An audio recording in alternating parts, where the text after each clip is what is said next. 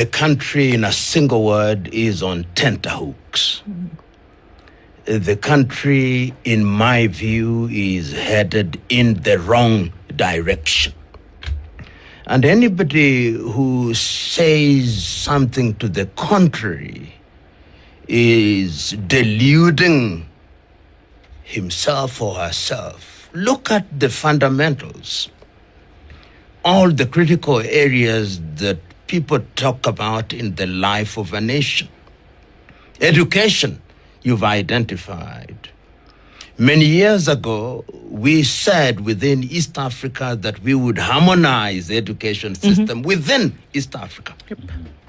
Nobody now understands our education system. The Ugandans don't, the Tanzanians don't, the Rwandese don't, the Burundians don't. We also don't.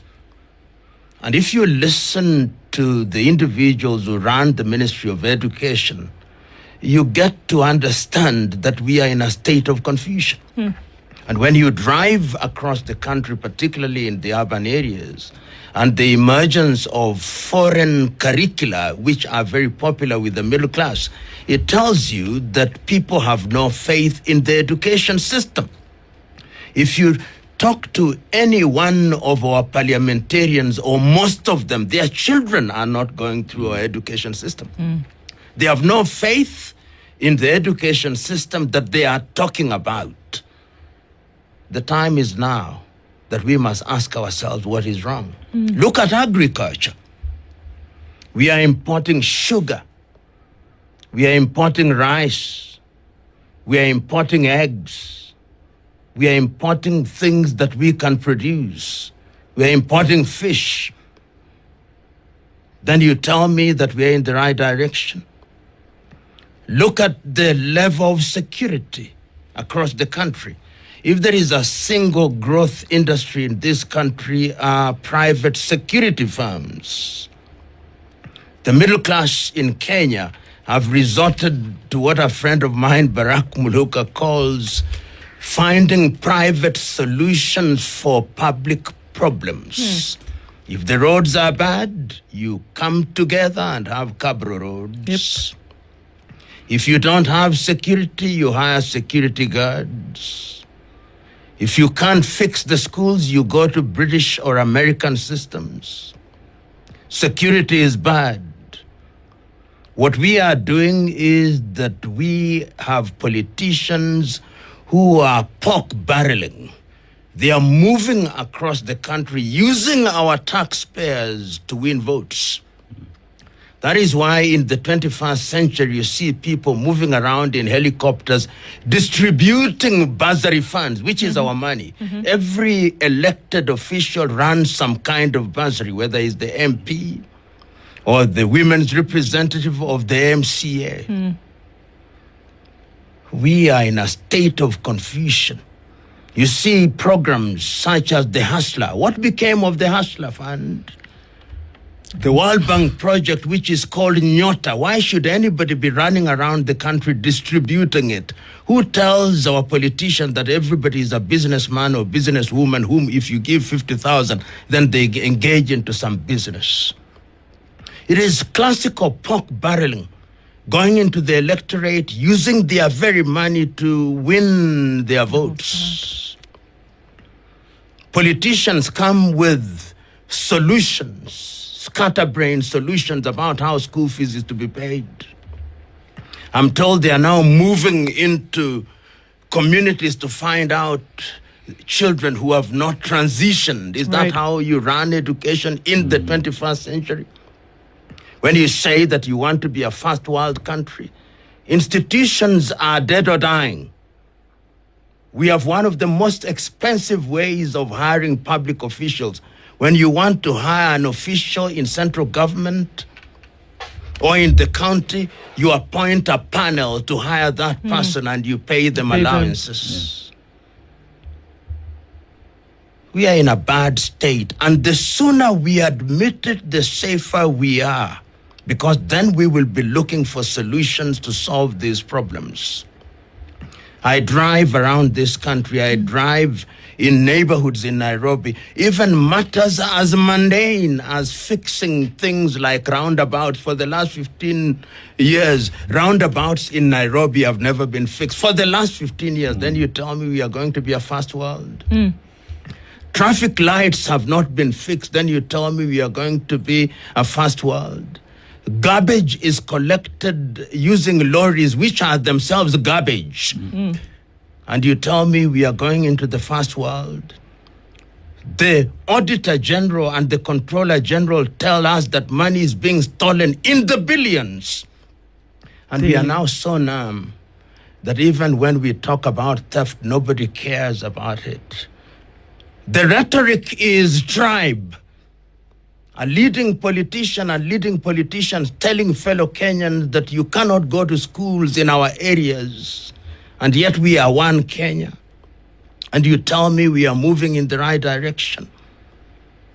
The nation can be rescued. But it will only be rescued if we make a solemn vow as a people. And unfortunately, permit me to say, that with the current crop of politicians, 90% of them, this country will never realize our potential. I've been around for long enough to know. I've seen them moving from one political party to, well, not party, there are no political parties in Kenya. Moving from one political formation to the other, every election cycle. And the electorate has also been confused. The Kenyan electorate now responds to only the following stimuli. Tribe, money, comedians or comedy on the stage, and vulgar language and false promises. When a country is in such a state, a country ought to examine whether she is moving in the right direction or she's not. We are a country that now, to use this metaphor, we are looking for fish by climbing trees. We are looking for oranges by diving into the ocean. We'll never succeed if we continue on this trajectory. Can we? Yes, we can. There are good Kenyans who on a daily basis try to do the right thing. But who cares about them? We are a country that now canonizes thieves and vilifies our saints. We must change. The voices of reason cannot be heard even in their purest tones. And even when they are heard, they are poo-pooed. In our places of worship, the situation is the same. Not any better. We respond to money. Sad. I saw an advert inviting qualified individuals to apply for various offices. One of them was a statistician. The starting salary was advertised at 70,000 and the maximum will be 110 or thereabouts. Compare that with the salary of an MCA, an MP, who in addition to the salary is paid a sitting allowance for every sitting, who half of the time is away on benchmarking tours in the farthest place so that they can earn the highest allowance. Then you know that we are a sick nation. When politics becomes an industry in this country, if you want to be rich, join politics or be in the senior civil service. That is why within 1 year, what it would take 1,000 years for somebody to acquire, a Kenyan politician acquires within 1 year. When you are in such a state, then you are in a sad state, and the people have been rendered helpless. The people are now praying and fasting in the hope that that will solve their problems. I'm an employer. And I look at the pay slips of those whom I employ, the taxes that we have to deduct. And if you don't deduct and remit, the Kenya Revenue Authority will assess you at astronomical rates which you have never earned in order to coerce you into paying tax. They do that for some people. The politicians don't care. What they do is run around the country in helicopters, distributing 200 shillings, insulting the population, telling the population will pay school fees for you. You humiliate the people. And I'm suggesting to you and to all of us that until the day that we introduce sanity and what I've called before hygiene in our politics, one of the things that we must do in this country is to rationalize the emoluments that people get when they get into public office. I now hold the view that political officers should be part-time. You know, when I hear people saying that we are going into the first world, I laugh because it is impossible. Look at our system of government.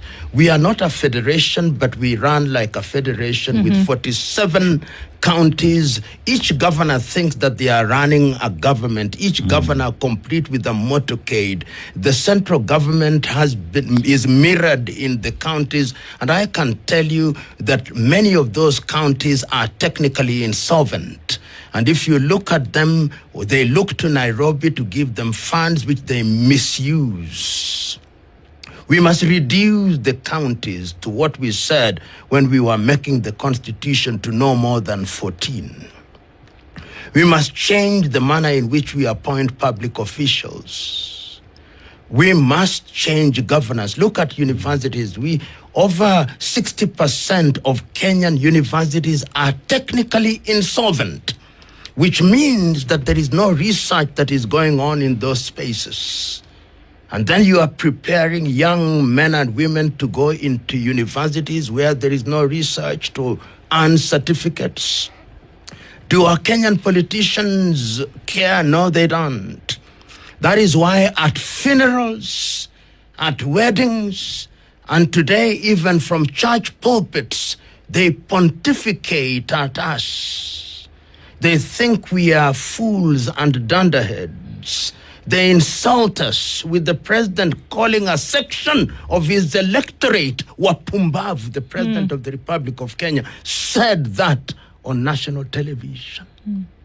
Never have I heard the president of any country calling a section of his electorate retards. Wapumbavu is different from Wajinga. Mpumbavu ni mtu mwenye akili pungwani. Rais ametuita sisi ni akili pungwani.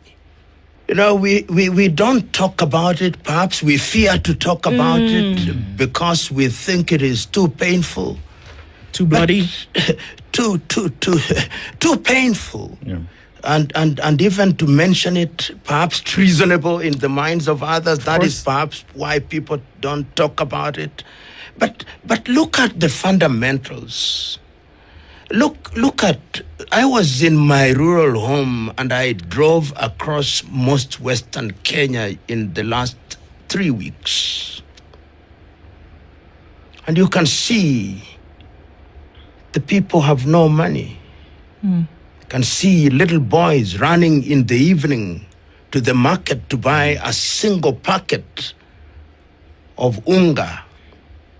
I go where I lived once in the eastern part of Nairobi almost every other week.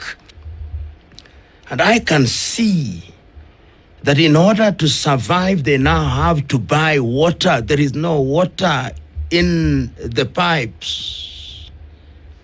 I can see some of them selling no more than 10 bananas. Where I lived, people long migrated from the houses. They have built vibandas or shacks.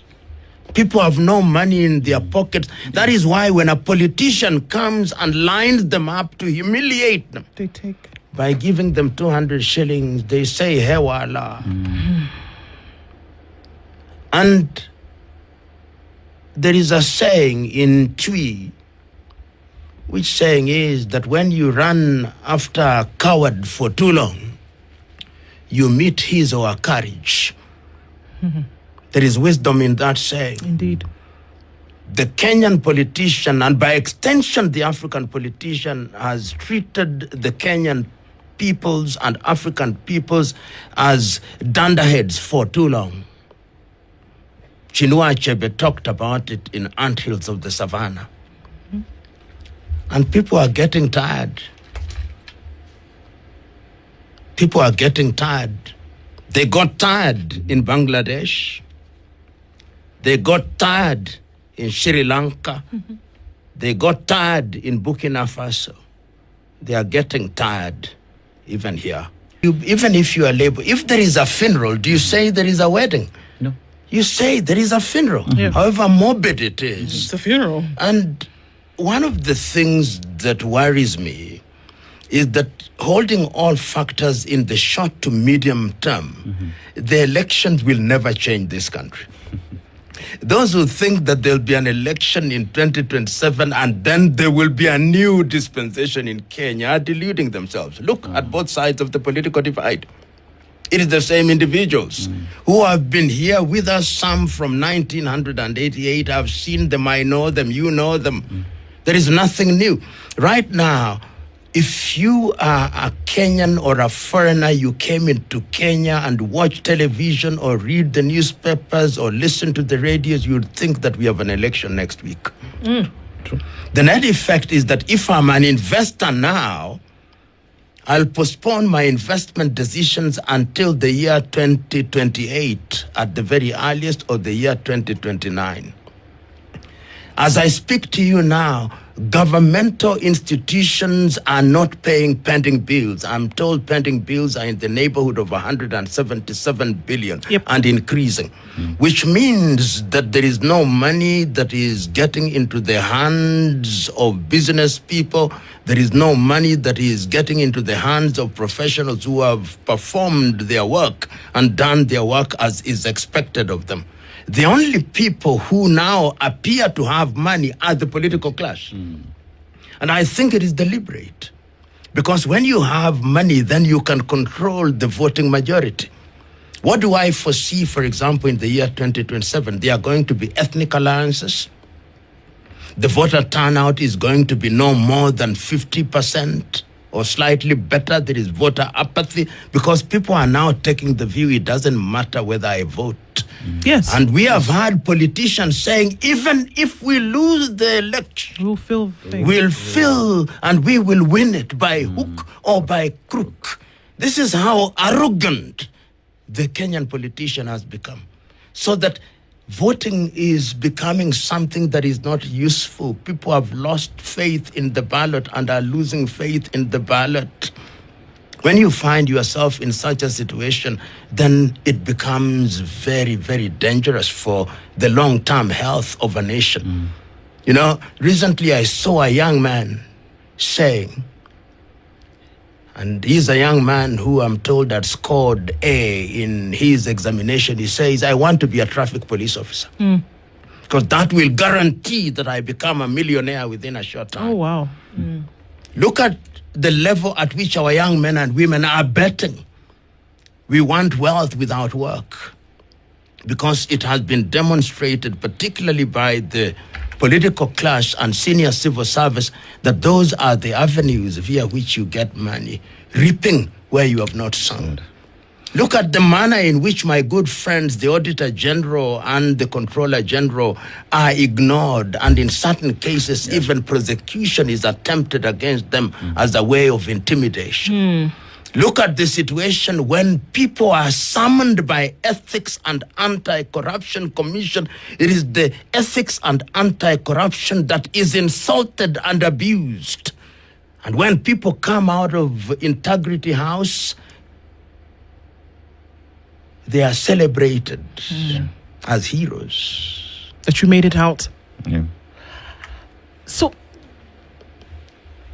we have a cancer, but we choose to take Panadol to cure, in the hope that it will cure that cancer. What is our problem? Our problem is that we have made money and wealth our God. A friend of mine Njoki Kaigai calls it affluenza. From the word affluent. Affluent. There is a competition by individuals in public spaces to be richer than the other. So that we have normalized graft, number one. Our second problem is what I'll use the English word mendacity. Lying has become our stock in trade. The more you lie and the sleek way in which you lie and lie to the electorate, that makes you the politician. He's a smart politician. She's a smart politician. Number three, we have lost sense of shame. Hatuna haya. Even when we do all these things, we are unashamed. There is no shame anymore. Number four, we have institutionalized ethnicity of the negative kind as the way of mobilization. The fifth thing is that the politician has discovered that the best way to hold the populace in check is to impoverish the population. We are one of the most taxed nations in this continent today, without commensurate service. All those factors conjoined have created a toxic environment which makes it very easy for the political class to control the majority of the populace. The middle class is absent in this arena because the middle class is so busy trying to educate their children outside of the Kenyan education system. They are so busy trying to finance their mortgages. They are so busy trying to protect themselves through private security, and they think that they can have private solutions to public problems. The middle class is absent, and what they do is to analyze the Kenyan situation in the cool of their room and at private members' clubs. The political class, on the other hand, know all these, and what they are doing is to create and to ensure that we are in this state of confusion, and they sell us fiction. In Kiswahili, we used to have a book called Hekaya za Abunuwasi. And there are these stories of Abunuwasi. Abunuwasi was famous for his ways.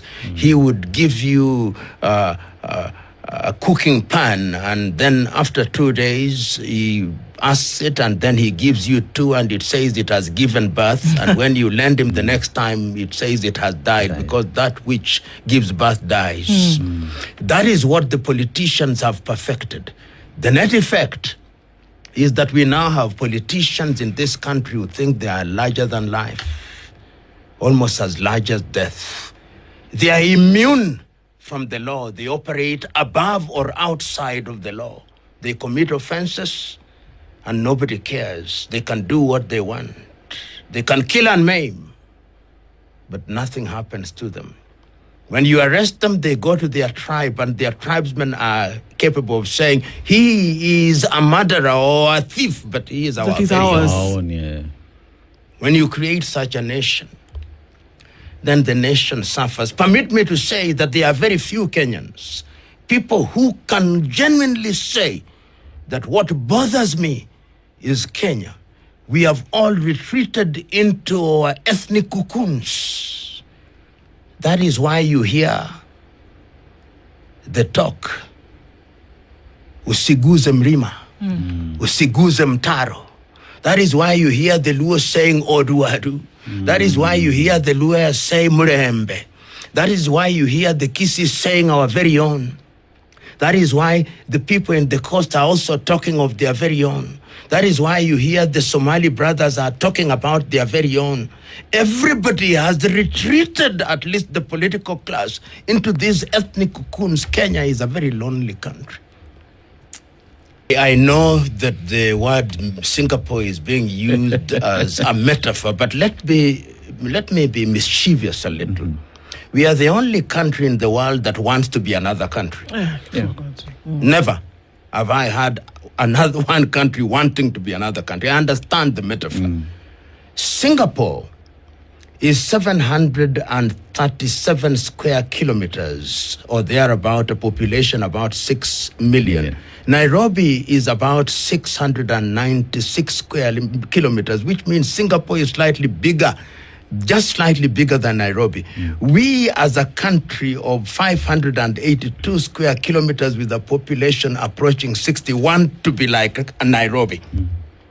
And even if you allow me now to go into the metaphor without being mischievous, tongue-in-cheek, Singapore had certain things that defined what they wanted.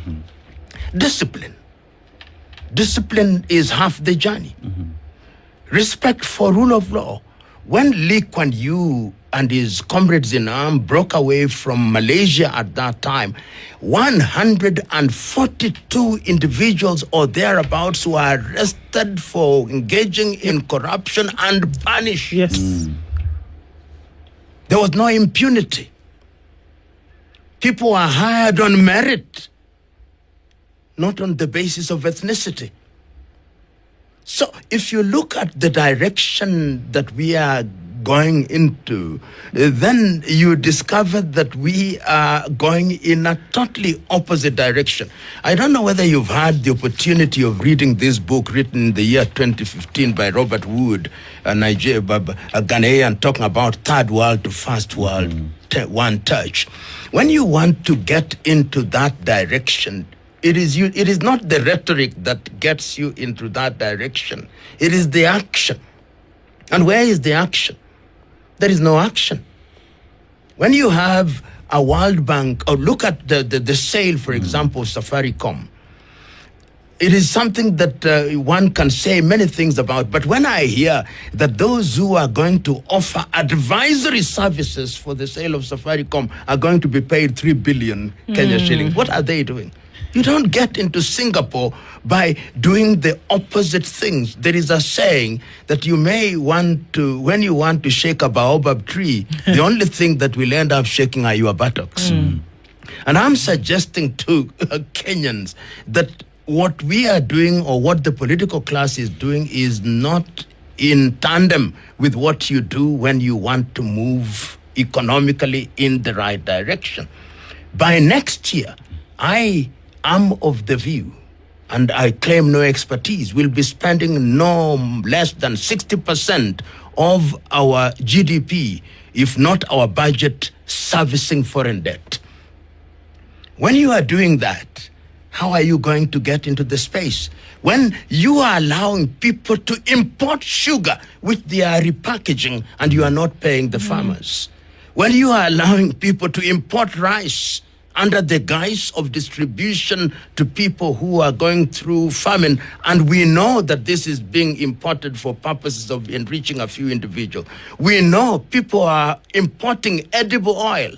You are doing all the wrong things, and then you tell me we are moving in the right direction. No, we are not. Can we? Kenya has the potential to improve our economy.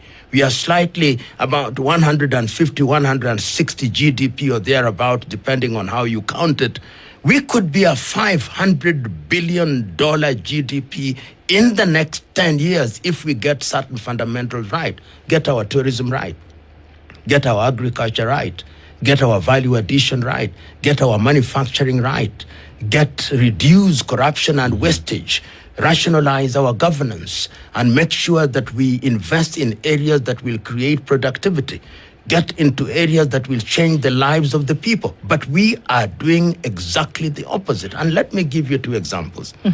The thing that was touted by the government as capable of changing people's lives, I want us to go out and audit the actual impact of the money distributed under the Hustler Fund. Check. Right now, after 2 years, I want you to go and ask yourself the impact of the money that is being distributed under Nyota, and you'll find that the failure rate is anything between 70 and 80%. Why? You are making assumptions which don't exist. That if you are given 50,000, you are going to engage in some business, and that business is going to bloom and blossom. It doesn't work that way. You have trainers whom you are paying 150. I'm told they are being paid in the hundreds of millions. Are you involving universities? Departments of commerce? even? Are you all in my rural village? Almost half of the TVETs are closed because they can't pay the teachers. True.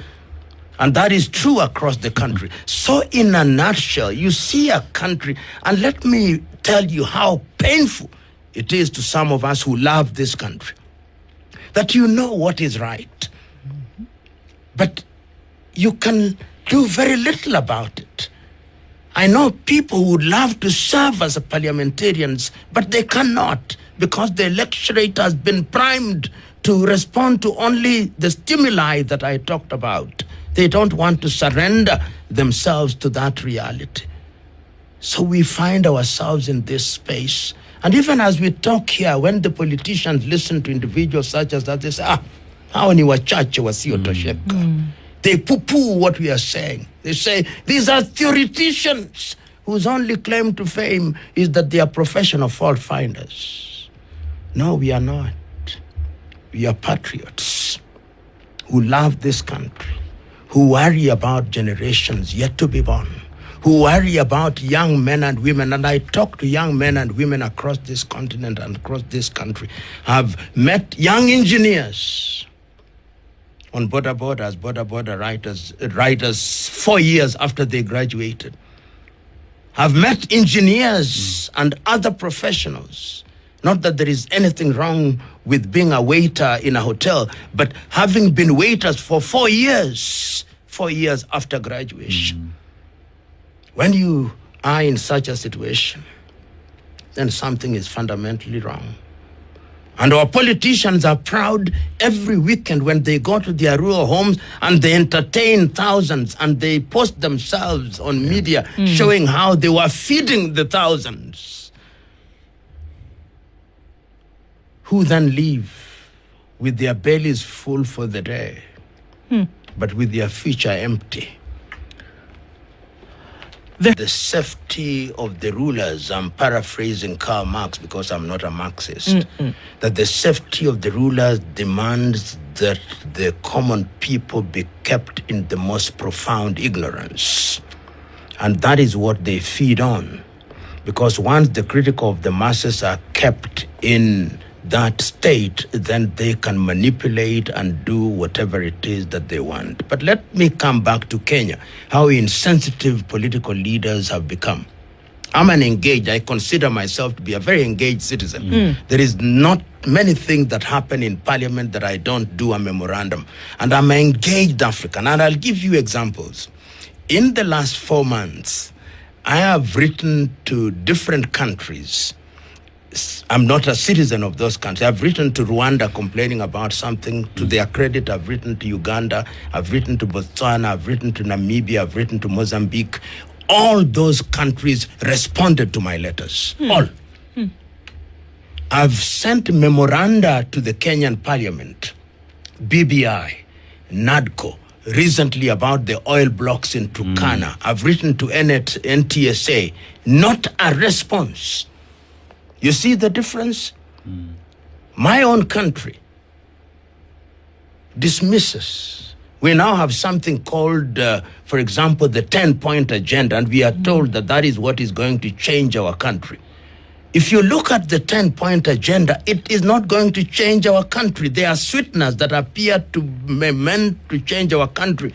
But what the political class wants is to create offices, so that you have the office of a president, vice president, prime minister, and all these offices, so that when you are creating a tribal alliance, you are able to say to the tribal kingpins, you are going to be this, you are going to be this, and then they imagine that the people will say, one of our own is a minister, one of our own is a prime minister, one of our own is this. It speaks to the question you posed, that is what we have succeeded in doing in the continent of Africa, to keep people in a state of subjugation by manipulation. What about the middle class? How are they manipulated? They are the ones who are engaged in business. They are the ones who are engaged in supplies. So if you are supplying or doing roads that you gave as an example, and you are doing roads in the hundreds of millions, do you want to disturb the person who gave you the contract? Topple the apple And cart? if in giving the road, they also, I know a friend of mine who is a contractor, they give you a road notionally say for 1 billion, and they want 300 in return, will the quality of the road be the same as it ought to have been when you applied the total of the money? No. And I want you to look at the lifestyle of the politician and the lifestyle of senior civil servants in the road sector, in all these sectors, and look at their lifestyles. It is not commensurate with their known and legitimate income.